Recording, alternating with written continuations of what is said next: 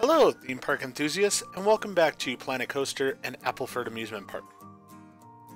In this episode, I'm going to start on a new set of rides over here. We're basically going to take up this corner of the park that had sort of been empty, and as you can see, the main ride that's going in this section is going to be a go-kart. Now, this isn't based on any particular go-kart, quite frankly. I sort of wanted to do something that was a bit on the more mature side with the go-kart here. So it is a very tall go-kart. It's got a lot of twists and turns as well as the ups and downs to it here, which I thought would be really exciting for older teenagers and even adults to ride on. So I really like the design as it comes out here, and as I said, I sort of wanted to make this into almost a themed area of this portion of the park. With that, I went ahead and laid out the design here first, and as I was laying out the design, I sort of felt like this was going to need a flat ride in the area also to sort of carry that theme through, and it's going to need accompanying buildings. So in this episode, we're going to cover all of that. This portion here, I just wanted to go out over the lower land here a little bit, just to give that feeling of the height that we're at. And as I said, I like how the design came out. It is big. It's not going to be a lapping one. It's just going to have the single lap to it, but I think it's going to be really fun that way. This is not an upcharge thing for the park. It's just going to be part of the park naturally, so that way people can get on and enjoy as they're enjoying their day at Appleford Amusement Park. If they want more laps, they can always get back in line and go again. I felt like that was the best thing with how long this ride is. So here I'm going ahead and setting up both the entrance and exit lines to it, trying to get them to line up here, but they were just really fighting me on it. Finally, I was able to get it fairly well done there to where I like it. And as I said, really what I was wanting with this is to sort of fill up this corner of the park. I don't think there's going to be anything else in this particular area other than what's seen in this episode. While I was at it here, I was looking at the colors for the different employees and stuff, and I also realized I had missed some things, like putting in the priority pass line over here for the monster. So wanted to go ahead and adjust that real fast before I put in the priority pass over here on the go-karts. Basically, as I said, in this episode, I'm sort of getting a few things fixed up that I hadn't done before. I also noticed at one point when I'm working on lighting for this area that I hadn't put lighting on the cliffhanger coaster, and that was an oversight that I needed to adjust. So I did go ahead and rectify that also. Here we see the flat ride I put in. I felt like the Swift Drifters here has sort of a racing feel to it, and so it sort of felt like it would fit with the go-karts. I did look at this bridge, thought about using it in a couple different ways, and just felt like it didn't really fit what I was wanting. So instead what I did is I went with these race barricades here, and I went ahead and used them pretty much to line out this section of the park. They'll sort of form barriers to keep people on the paths in this area, as well as they'll sort of guide you through the different cues of the area. I really liked how they looked for it, and I felt it sort of gave the area not really a true theme, but sort of a feel to itself.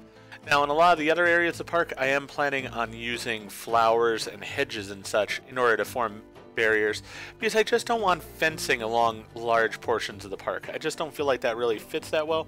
The only places I really want to have fencing are on raised areas where people could be in danger if they don't have it. So, getting the barricades put into place here, trying to get them all lined up and perfect, does take a little bit of effort here.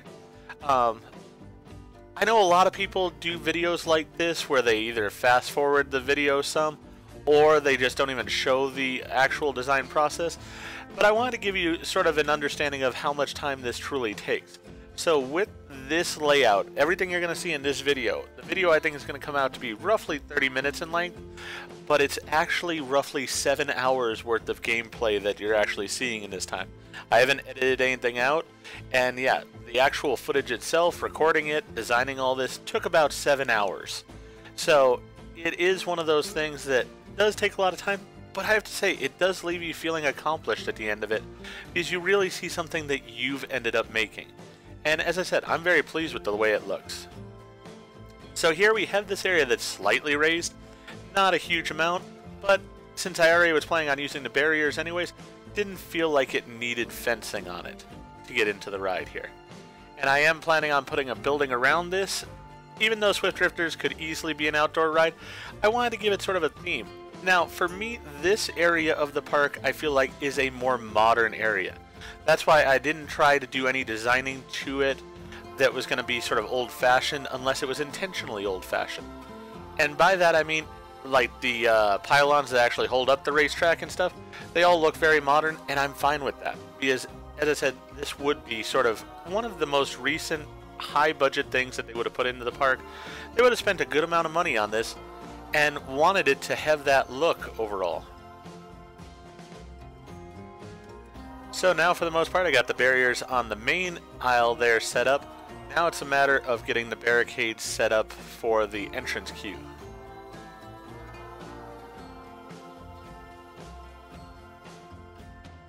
And as I said, it is a little bit on the finicky side. I'm one that I really do care about it being fairly straight and lined up, and trying to hide as much of the grass as I can. So I do try to get the pieces that are angled even to get as much of that grass out of the way as possible, so that it really just does look like the pathway is surrounded by the barricades. I'm not going to take the enormous amount of time that some people do to make it ultra realistic. I understand that people do a fantastic job with that, and I appreciate watching those videos myself. But I want to get content out that gets across what I'm wanting without spending the amount of time that some people dedicate in order to make a park.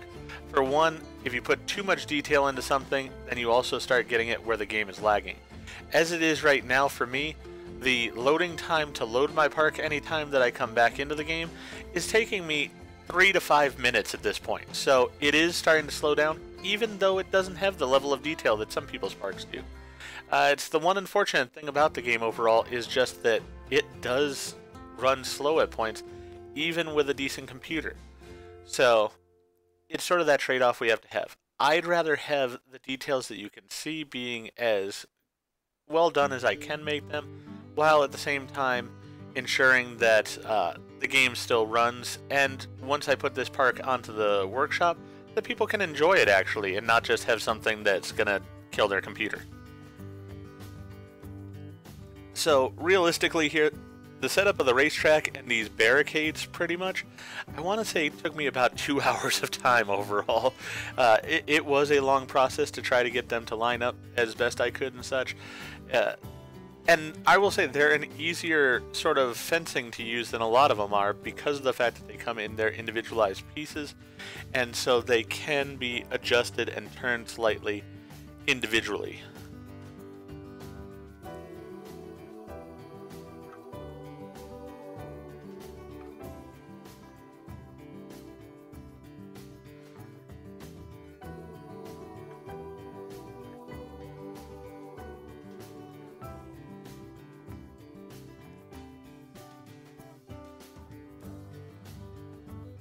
Now, I will say I am pretty much ready at this point for this part to be done with. I sort of know what the rest of the park's going to look like at this point. I'm excited for how the rest of it's going to turn out, and I am going to spend the time to make it as good as I possibly can. But I am getting tired of like the purple and yellow color scheme, everything of that nature. So I am pretty much ready for it to be this part to be done and to move on to the next part. So we will have to see how that ends up. My goal is, next episode, I have one more major ride that I want to put into the park. It's not going to probably be as elaborate as this. So I am sort of debating still if I'm going to also put in flat rides in the same episode. If I do, then that would mean there's only going to be one episode left to the entire series. If I don't, then I will probably have 2 episodes left, with one sort of putting in the rest of the flat rides around the park that's going to sort of fill in the rest, and then we'll have the final episode. So, still playing around with that, debating, going back and forth on it. I will tell you that the next ride being put in is a water ride, because really we don't have a lot of water stuff in the park. We have the water that comes up with the swings and such, but I wanted to add a little bit more than that to the park. So we are going to have a water ride that's going to be toward the back of the park that I'll be working on next. Then, I'm sort of looking at it, and I think what's realistically going to happen is I will probably put out that episode before I go on my honeymoon, and then the final episode will be coming after my honeymoon, because it's going to take a lot of time to get all the plans and scenery done as I want for the park, and I'm not wanting to rush it at all. I've spent a lot of time on this park, and I want it to end up looking as good as it possibly can. So I'm not willing to have it messed up just to try to hurry it along. So I will probably end up doing that scenery and the video over it after the honeymoon, so probably that won't come out till November. But in that episode also, I will take you on each of the individual rides. With the go-karts, I'm not able to show an on-ride POV right now because of the fact that the go-karts only work if the park is already open. And since I have the park closed right now, they're just not functional. But that will be coming in the video. That'll be the last one for this series. So here, as I said, I wanted to do something fairly modern, so we didn't try to hide that this was sort of an old-fashioned ride or something of that nature.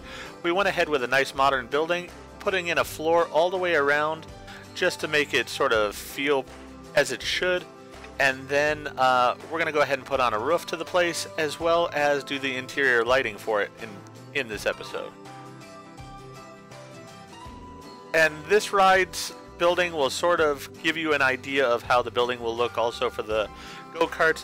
I wanted that interconnection between the two of them, so I felt like they sort of would have been installed at the same time. Even though this is an older ride, it still would have had the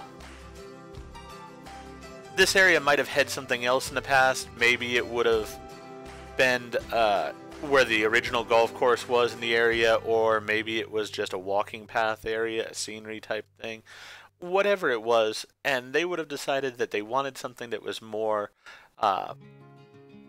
financially profitable for the park, so they would have gone ahead and removed what that was and put this in instead.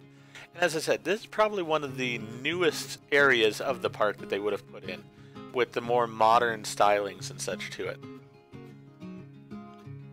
Didn't feel like I really needed to change the name of the ride here. I thought Swift Drifters really works and fits with the feel of the area. So we just put the name on top of the building there, because even though it's a modern area, they would have continued with the lighting and stuff to sort of make it a part of the park overall. So same type of thing here. Basically, I'm just going ahead and using the same style building, but I did use the different doors for this one than I did for the other one. And we just have those large openings so that we have the go-kart track entering and leaving. Simple roof to it, nothing else is really needed. We don't need to put in a floor for this one because the floor is already there from the go-karts themselves.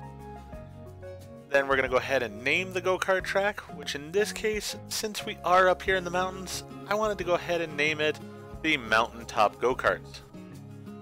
Not very original, I know, but realistically, it's the kind of thing that I feel like a park like this would have done. They're not going to be ultra creative in some of their names. They're just going to name it something that really lets you know what it is that they have.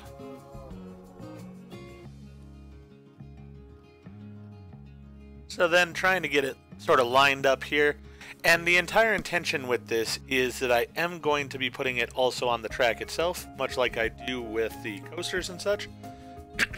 But they also would have had the sign here on the building itself. So with that, I wanted to go ahead and create a structure for it. So right now it's free floating, but here in a moment I'm going to start building a structure that will go ahead and support it on the roof, and is going to have an alternate purpose once we move it over to the track itself that you'll see here in a few moments. So here I'm just using some of the hydro beams. I think anybody who's familiar with Planet Coaster knows about the hydro beams. They're pretty much one of the greatest assets you can find on the workshop, because they just are so versatile. They can change color, and they can be used for pretty much anything you could possibly want in the game. And so that's exactly what I'm doing here. I'm using these beams in order to make a sign.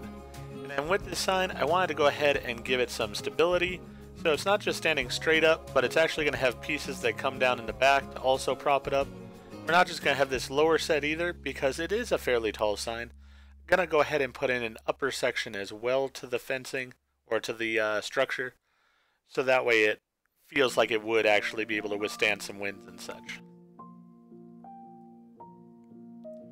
realized it was actually best starting it at the bottom. Originally I tried starting it at the top and it just wasn't working out exactly as I'd wanted. So went ahead and started at the bottom there. Now that I have it all in place, I'm going to go ahead and select it all so that way I can copy and paste it over. Wasn't sure what parts of the structure I might or might not want at this point, so I wanted to go ahead and just get it all, and that way I could use what I needed to when I move it over. So we're going to put it on the side here first, which the reason for it being over here on the side of the track is, as you can see, it's one of the issues with Planet Coaster. I won't say it's a huge thing, but whenever you have track, be it a race car track or a roller coaster track, any of these that crosses itself, it removes the supports for it. And so you just have these large sections like I do here with the Helix that are completely unsupported. Now, I did not want to take the time to try to go through and support it completely, but I did want to give some support on the end so it doesn't look like it's just hanging in space and would be completely dangerous. So what I went ahead and did is I turned the signs mounting into something that would go ahead and actually support the coaster. Then what I go ahead and do here is I'm going to go ahead and copy the structure, not the sign, but the structure, and move it over to the other side. It doesn't fit exactly in the same location, but it's close. And so then I go ahead and make adjustments here to make it fit around the track so that this Helix is also somewhat supported. As I said, is it, up to code, or is it as it should be? Probably not. I fully acknowledge that. But I am at least adding some structure so that at least it looks a bit more stable than it did originally.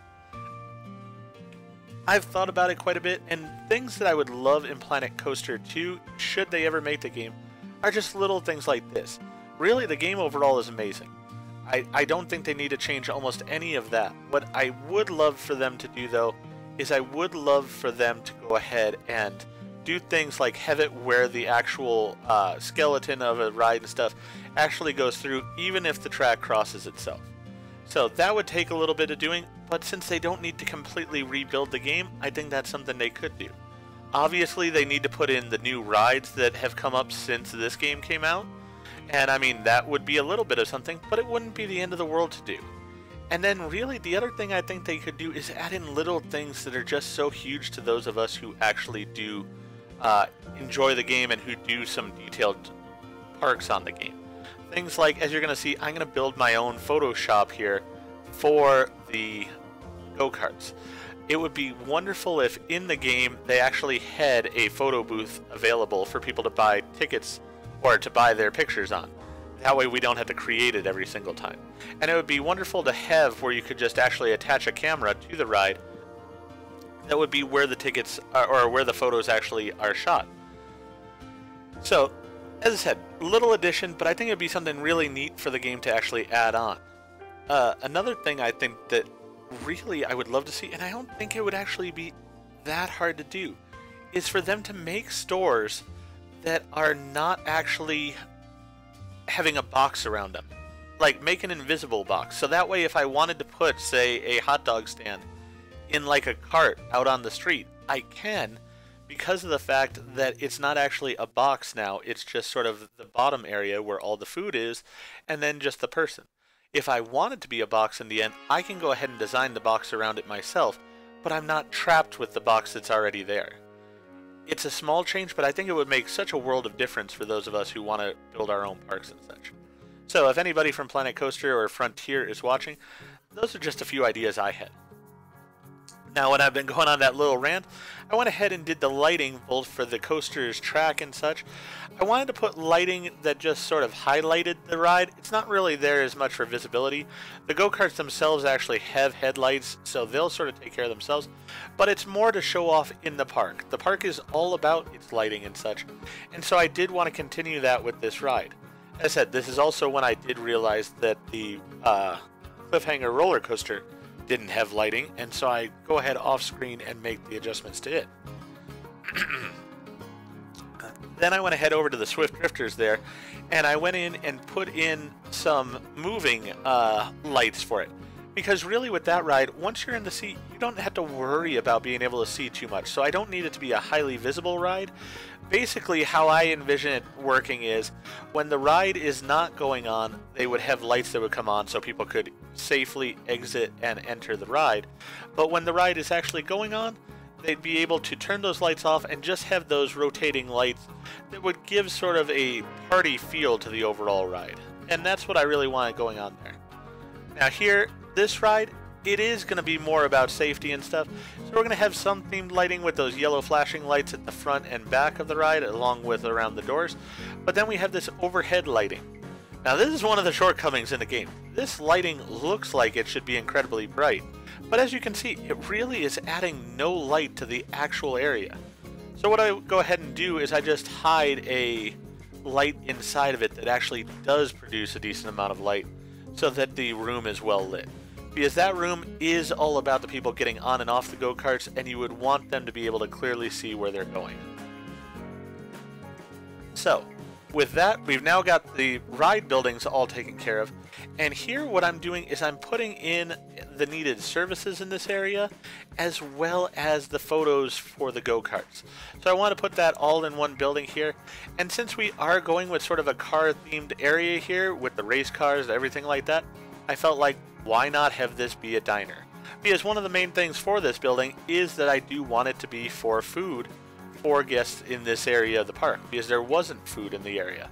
So I want to put in restrooms, a first aid, ATM machine, and food, so that way all their needs are sort of met. Because really, if you come from the front of the park, you do have that restaurant at the very front, but after that there's nothing really in this area. So I felt like we needed a restaurant. And I do feel like I'm going to still need to put at least one more restaurant toward the back of the park for guests as well. For right now, though, this fits in this area. I think it works out well. As I said, I wanted to go with sort of the car theme, so we went with the diner overall. Right now, I'm putting in these doors that are not really used, but are more theming for it. And really, as I said, this is a more modern portion of the park. And so with that, the park is going to be thinking more on the lines of theming. So it's not going to become a theme park suddenly, but it's going to be an amusement park that does actually start caring about theming in its areas. If I was to play the game and have this park evolve over the next couple of years and such, then it would go ahead and add in more sort of semi-themed areas like this when it removes something. So probably my thought is the next area that would be looked at as being removed would either be the garden area that I still have to put in, or it would be the children's area that I think needs an update, because it's not really themed, and it would be one that they would end up theming out in the end. So there I'm basically taking the photo lab that I had used over on the Little Monster, putting it in place, and now we're going ahead and putting in the different food areas here. I wanted to get all of the flooring as far as the actual paths used by people set up before I lay a floor over top of it, so that way it looks like it's just one uniform area.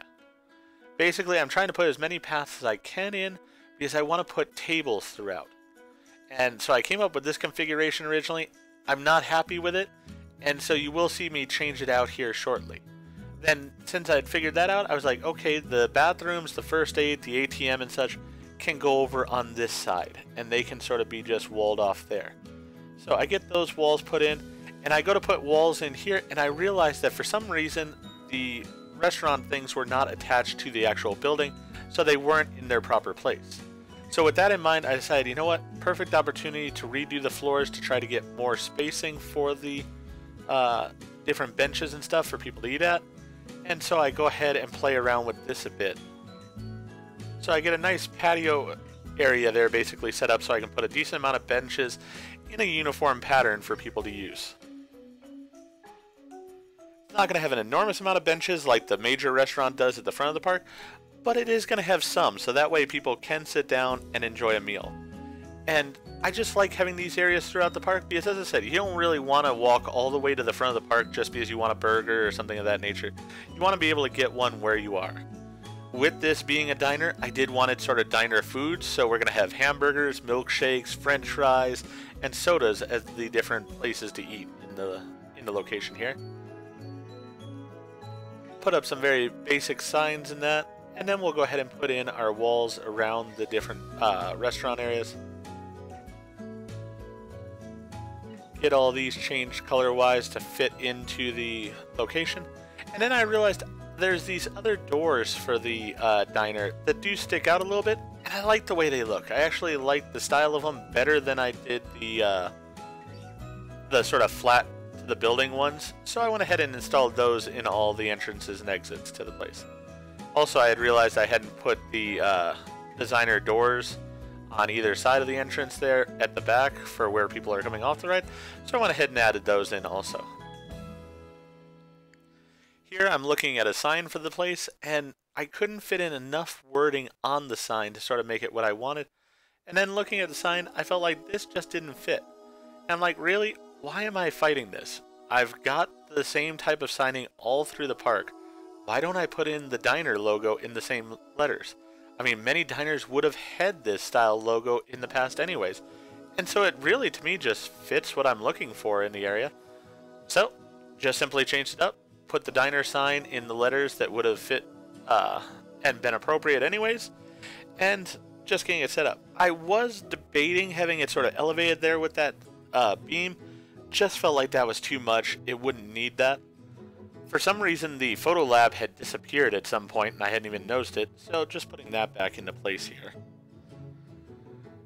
And then we're going to start on the flooring here. I wanted to go with a basic checkerboard pattern, because once again, this is sort of your classic diner. I did toy with it being purple and white, but I had already done that on a ride, and I felt like for the diner, you know, they would not have done that at a diner. It would have just been standard black and white, because that's what a diner would have had.